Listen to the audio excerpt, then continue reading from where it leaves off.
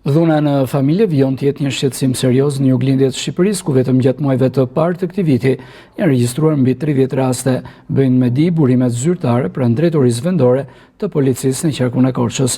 Rastet më të shumta janë evidentuar në qytetin e Korçës dhe Bashkinë Maliq, ndërsa shifrat konsiderueshme janë raportuar edhe në Devoll dhe Pogradec.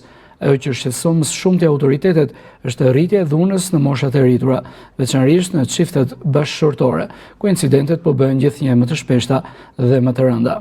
Një rast i tillë është regjistruar së fundmi në Korçë, ku specialist për hetimin e krimeve në komisariatin e policisë arrestuan flagrant shtetasin NH 59 vjeç. Ai dyshohet se ka ushtruar dhunë fizike dhe bashkëshortes së tij, pavarësisht se kjo e fundit ishte pajisur me urdhër mbrojtjeje. Policia vijon hetimet për zbardhjen e plotë të këtij rasti dhe apelon për bashkëpunim nga qytetarët për të denoncuar çdo formë dhune, duke garantuar mbështetje dhe mbrojtje për viktimat e saj. Gjithashtu policia ju kërkon të dhunuarve kryesisht grave të mos tërheqin denoncimet e tyre.